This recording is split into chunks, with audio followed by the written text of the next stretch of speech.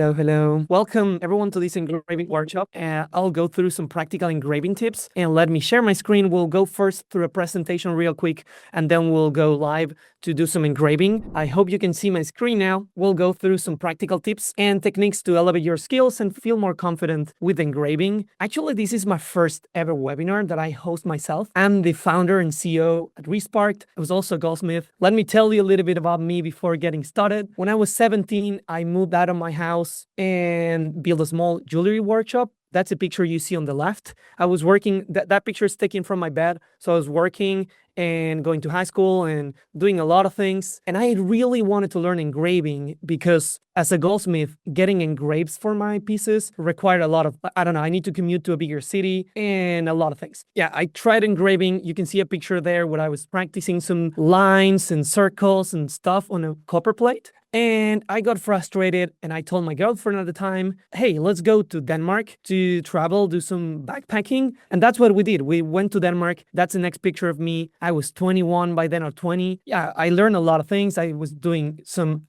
making ice cream in a coffee shop and making coffee and doing all sort of stuff. When COVID started, I basically lost my job. I decided to do something online related to woodworking. That's when we started our brand. It was a woodworking brand, actually. We built some tools for woodworking. And at some point, I had this insight of like, hey, I struggle a lot with engraving. I wanted to learn about engraving. And if there's a way to make an engraving more like smaller and portable, an engraving tool, it can be accessible for more people. So we invented the Customizer Engraving Pen. The next picture is me. That's a few years later. That's in our warehouse. Quality control and checking things, making sure everything's right for Black Friday in 2022. Yeah, lots of things happened. And at some point, we started thinking about the brand and the purpose. And I'm very curious. I'm trying to explore things all the time. By being super busy working on the company as a CEO, it's hard sometimes. So I felt I was losing my creative spark. And that's when I connected the dots. Like, this story is longer. I don't want to bore you. But basically, I gave the pen to my grandma just to try a couple things. And I felt she lost the mind. Like, she was really scratching a glass. And then she said, I felt like a kid again, having cold. And like, she told me a story. She got very emotional. So after that, I started thinking, hey, we as humans, our brain is wired to do art and crafts and creativity and things with our hands. And we are losing that. That's why we started building our brand towards that direction. And now we are not a woodworking brand anymore. We are an art and craft brand that's focused on reigniting that creative spark in people's lives. I do a lot of other things. That's a little bit about me. I'm married. I have 2 kids. And I love fishing. I love being out. I love doing exercise. And I love our team. So I want to do a first thank you to the entire team. A lot of people is behind what you get in the products. A lot of people behind the quality control, designing the products, having ideas, helping you when you have questions, and building the materials and content to help you out all the time. So what are we going to do today? We have 3 main things. We'll do an engraving on a wine bottle. That's the main project we're going to do.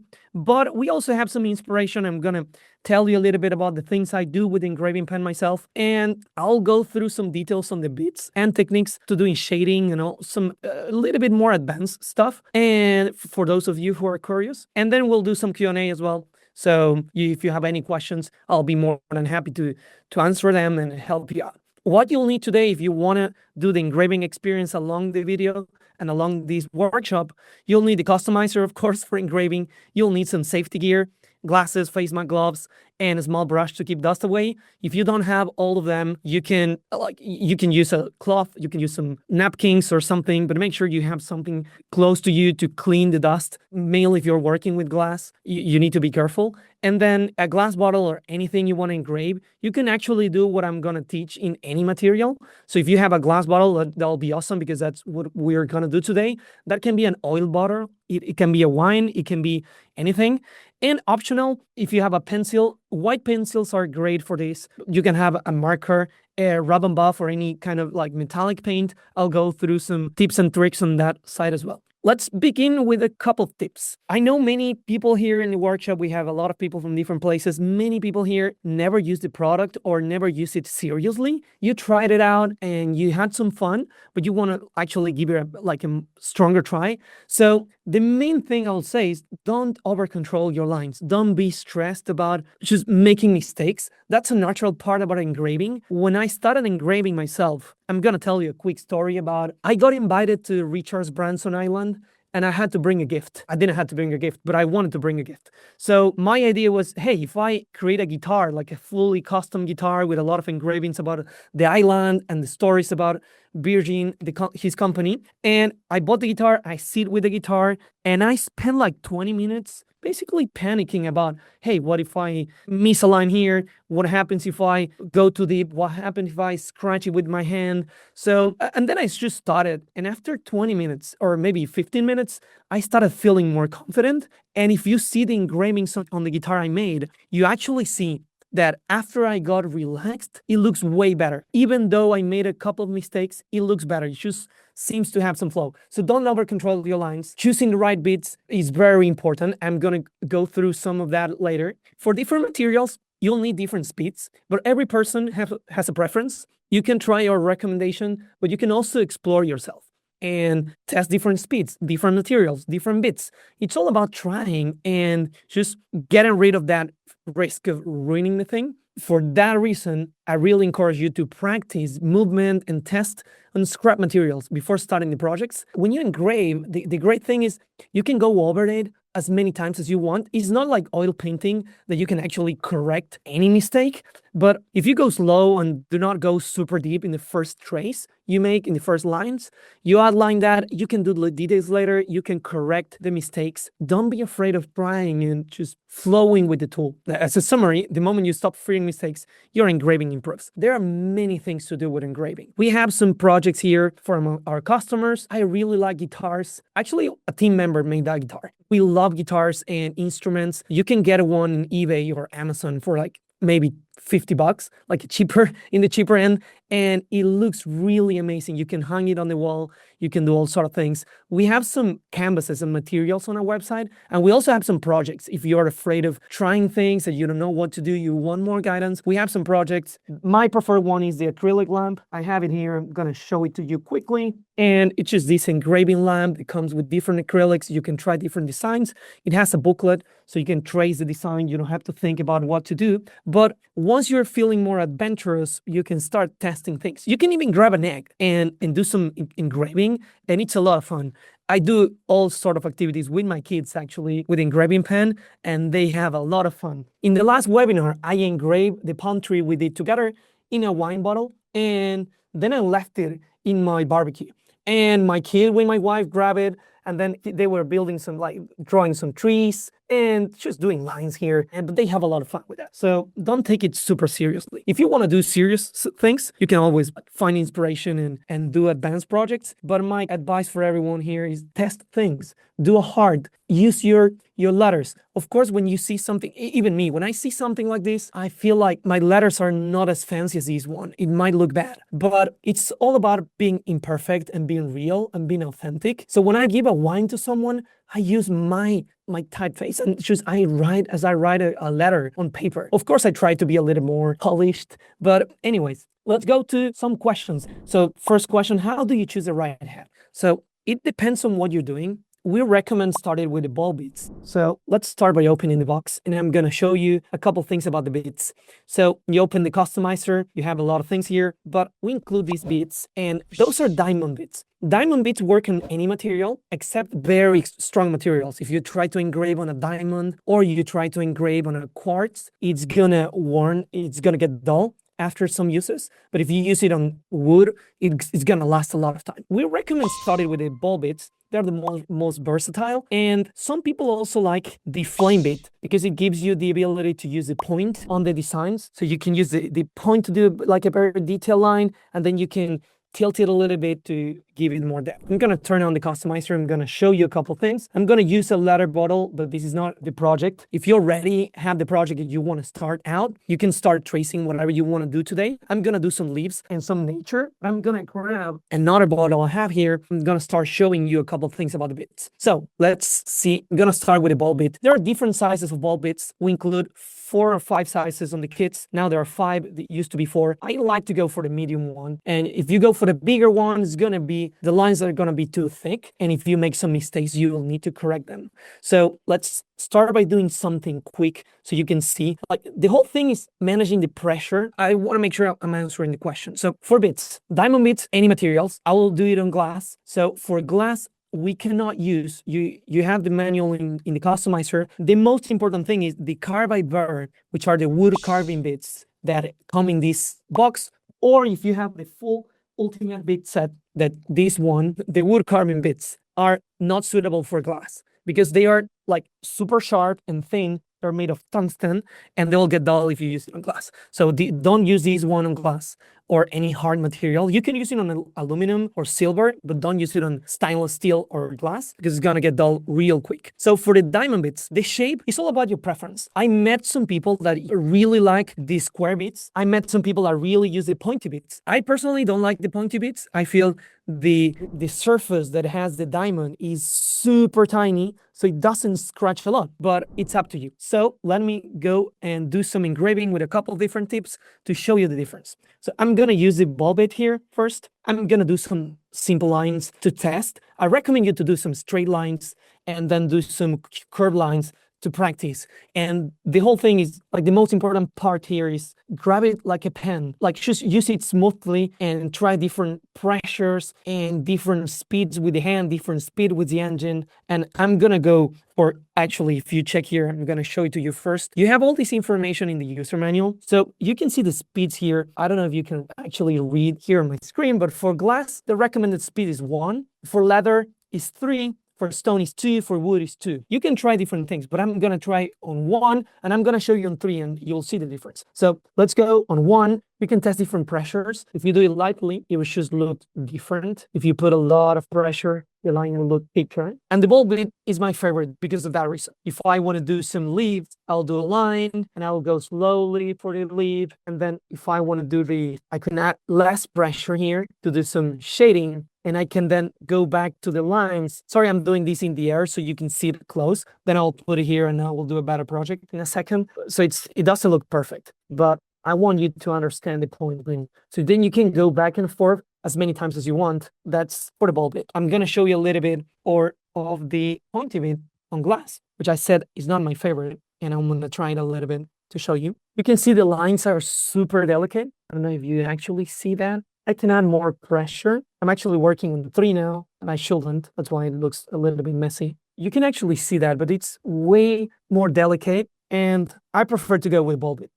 It's my personal preference. I encourage you to try. Like if you have the customizer right now, you have any materials, start switching heads and putting different ones and trying different pressures, different speeds. And I'm gonna answer the question on leather. So leather is a very versatile material. You can use any of our bits. If you look here on the guide, you can use the square bead, the round beads, you can use even the stone grinding beads. We call this, I'm gonna go on the box here.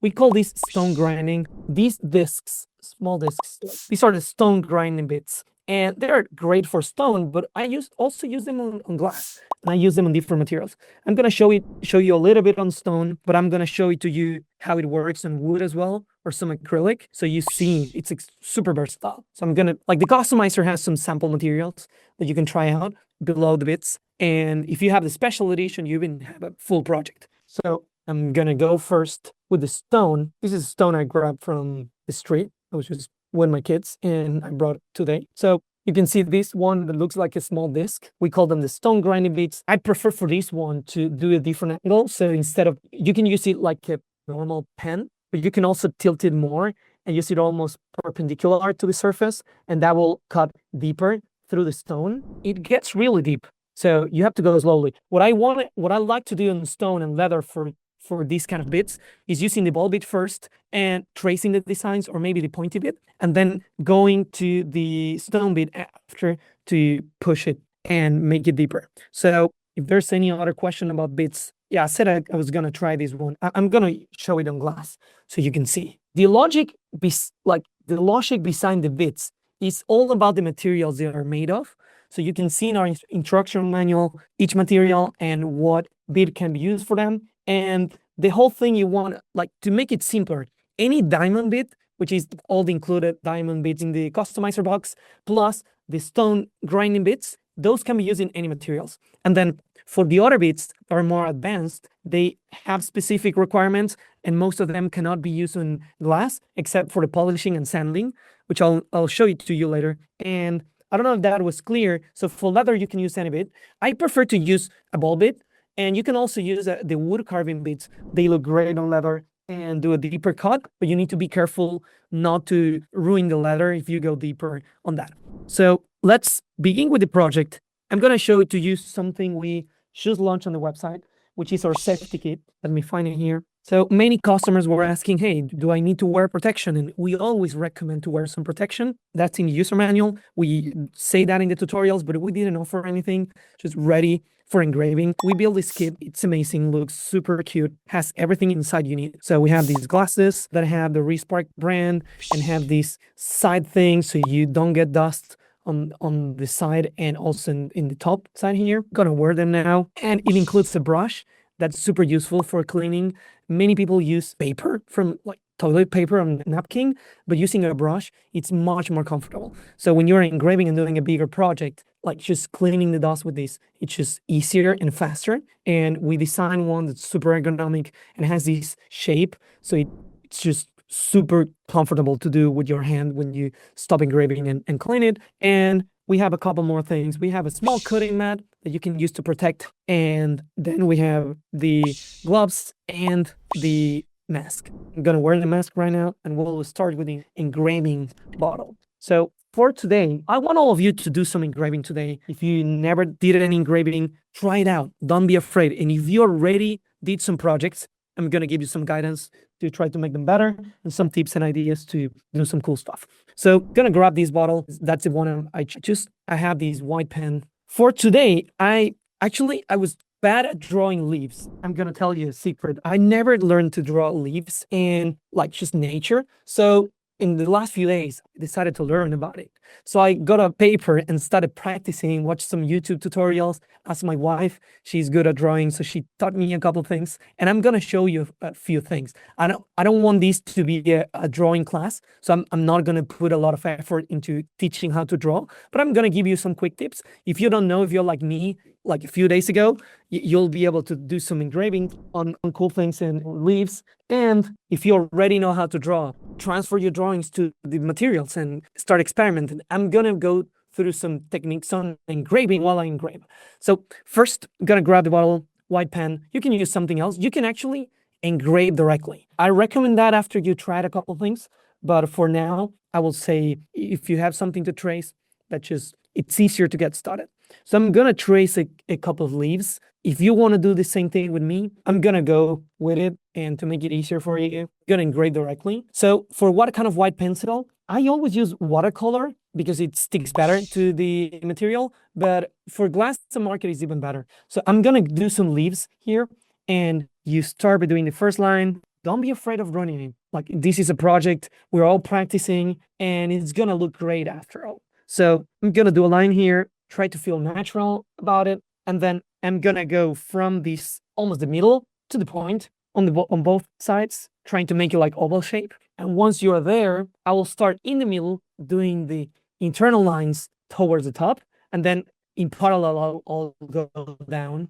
Sorry for doing like a basic drawing here. I will go deeper into the engraving in a second. So what I like to do as well, it's using a towel. You can try different speeds. If you go faster, it's harder to keep control. So in glass, one is better. And once you do the first pass on the drawings, you'll see a few details and things you need to improve. And that's when you start polishing the details. And engraving actually allows you to do that. And that's how you're supposed to engrave. You don't want to do like in one pass, finish the thing. You want to go first, trace the design, do the outlines, do it lightly, and after doing some of the lines, you start flowing with the thing. And now this looks like just a normal leaf on a glass. But once we start adding some, it looks fantastic. So let me show you. You can see it looks super perfect from your angle probably, but it does not look perfect for me. So you see like here is wider, it's more like lighter, and it needs some more depth in the other side. So what I'm gonna do now is I'm gonna go again on the outside and do it again. I prefer to go directly, like do the entire line, but for most people, they prefer to go little by little and adding a small touch of like a natural flow of the engraving. So I like to do the line entirely. The problem is, yeah, for the leaf, I'm using the ball bit, and it's a small ball bit, probably a medium ball bit. It's a diamond bit. And what we can experiment now is if you want to do the outline with a bigger, and so for writing, I don't use a template because personally I prefer to use my own authentic letters and to make it feel like me. So if I write something, I'll make it feel like it's me, not like a super polished laser engraving thing. But if I want to do it better, I usually print it and trace it on the material. So if I want to do something wood, I just print it on a very nice type font and trace it because I'm super bad at writing. Like my letters don't look great. I'm gonna show it to you in a second. Let's go. I'm gonna continue on this. I'm gonna go again on the external side because there are some mistakes. And let's see if you can see. So this side doesn't look perfect, but also it is leaves. So it's natural. It has to be not perfect. I'm gonna go again. I'm going to show to you how you can see the deeper you go, the more passes you give, it changes the color on the engraving. When many people ask us about shading techniques. So you can see on this side, it looks whiter and lighter. And on this side, it doesn't look as deep as the other. So you can play around with that, with shading and things. I'm going to show it to you in a second. I'm going to do the same thing on the other side, and it just makes it more natural. I like it. So I hope you're enjoying this and you're following along with me. I'm going to demonstrate how I do writing in a second. That's just a pretty standard leaf, but it looks great. You can see if you do many on the wine, it just looks awesome. And when I bring these things to dinners, people look at me and like, wow, did you do that? And I say, yeah, of course, with my product. And I give them a product as well. But yeah, getting back to this, I'm going to show you some shading. Let me show you something you can do. So let's do one line here. The first stem, you can do it curvy to one side, and you can then do another one to the other, like an intersection. See, I made a mistake here, but I don't want to panic. It's just like the curve doesn't look as good as I wanted to, but I just don't panic. It's going to look great at the end. So I'm going to do some leaves here. I'll do it smaller. I'm still using the ball bit. That's a good thing about the ball bit. You can use it for everything. And then once you get more detailed into different shading things that I'm going to show you in a second, you can start getting using other things. So I'm going to do smaller leaves here. I'm going to go directly. I did one stem to the side and another one to the other side. The second one doesn't look as good as I wanted to, but hold on, it's going to get better. That's a good thing about engraving and being patient. I'm also going to do some lines here. So transferring to glass is the most difficult.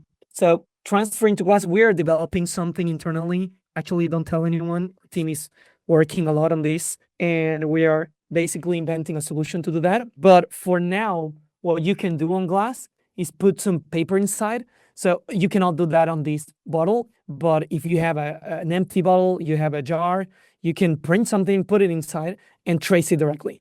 I don't recommend going engraving directly on the drawings. So if you have a jar, let's say you have this bottle that's blue, but still if you put something inside, you'll see that. So if you have this bottle, I will put the design inside, and then I will trace it with a marker, and then I will engrave. And this is actually a cool project I made a few years ago. I keep it on my desk, which is like waves by doing lines and smaller lines and a whale and a wave.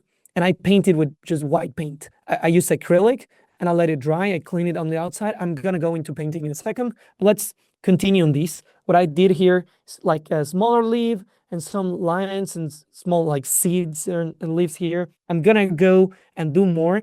And I want to show to you how I do writing after that. And I'm going to show to you how to do the shading techniques. Usually as you go down, the leaves are bigger. So you want to keep that in mind. As you go down the stem, the leaves has to be bigger to make it look better and natural. So I'm going to do that now. The good thing about glass is the engraving feels that it pops out of the glass. So more if you had paint, but I don't know if you can see it here on the camera, but like it really pops out. And if you bring this wine to someone like a dinner party or something, they'll instantly look at that and ask, oh, wow, what's that? And it looks super valuable.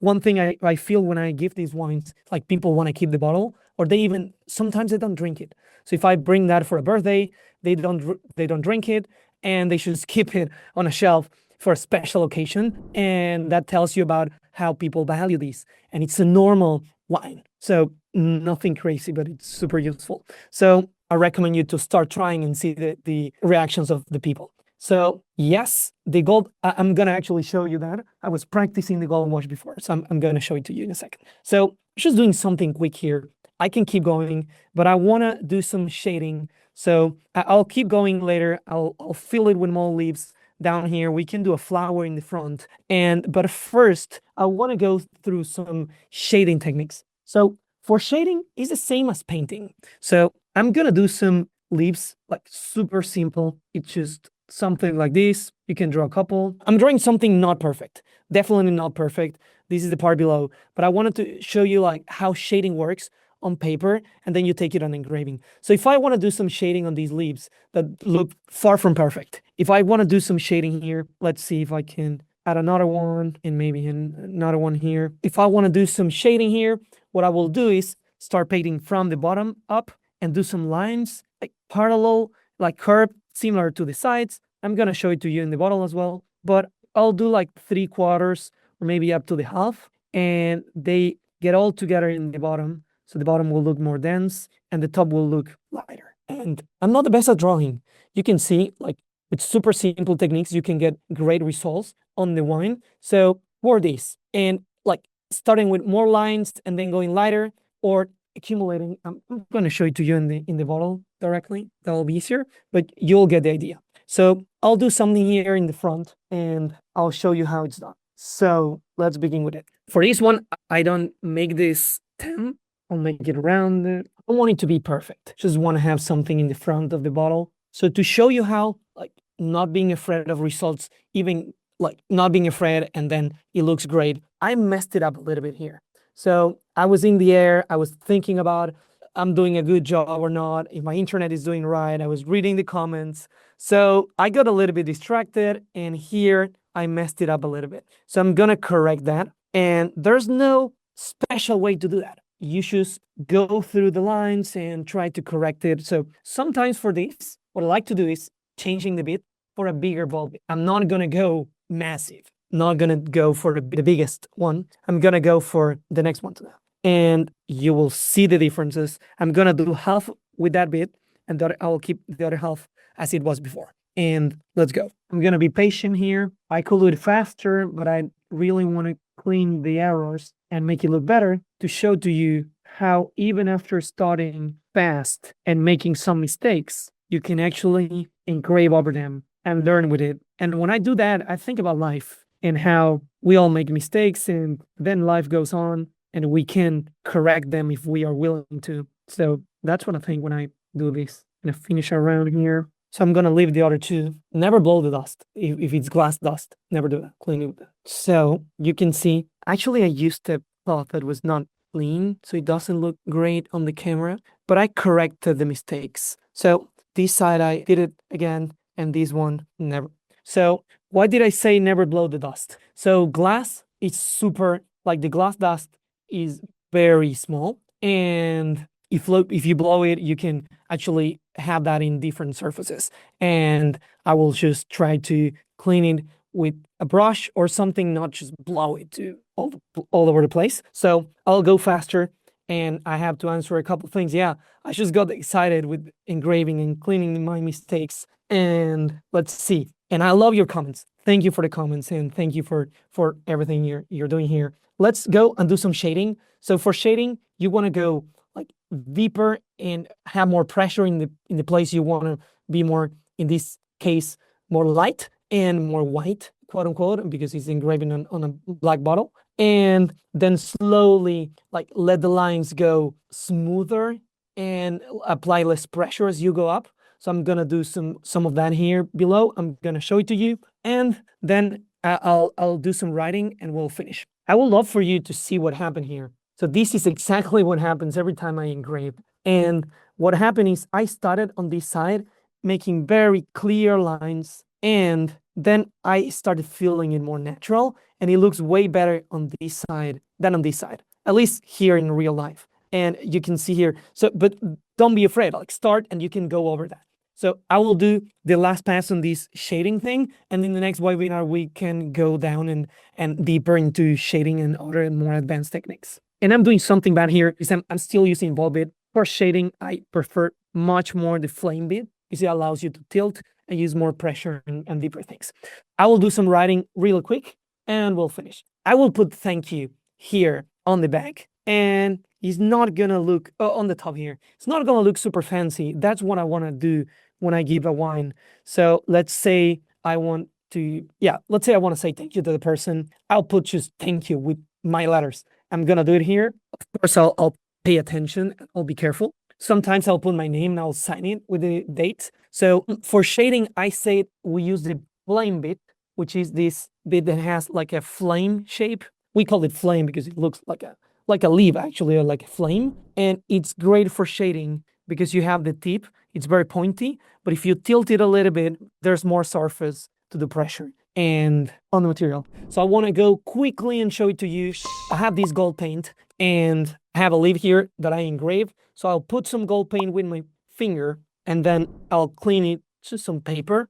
You can use a cloth, but you put it here, you clean it, and don't be afraid of just cleaning hard. You will not clean the engravings. And you can put paint again if you want. There you go. It pops out even more and it looks awesome. So if you want to give it a touch, you can try this. It's super easy to do. You just put some paint and wipe the excess, and that's it. We are developing actually one for specifically for engraving. That's it for today. Well, thank you everyone for joining. Thanks the team for doing such an amazing work, preparing all these, helping me out. And yeah, I hope everyone enjoyed this. Everyone learned about the Customizer Engraving Pen, and I hope you are able to use it now with more confidence and you have some tips to do some projects. We will love to see your project in our Facebook group. See you next time. We'll keep doing webinars and keep helping you do amazing things with Engraving Pen. Thank you. Stay tuned and I appreciate you all.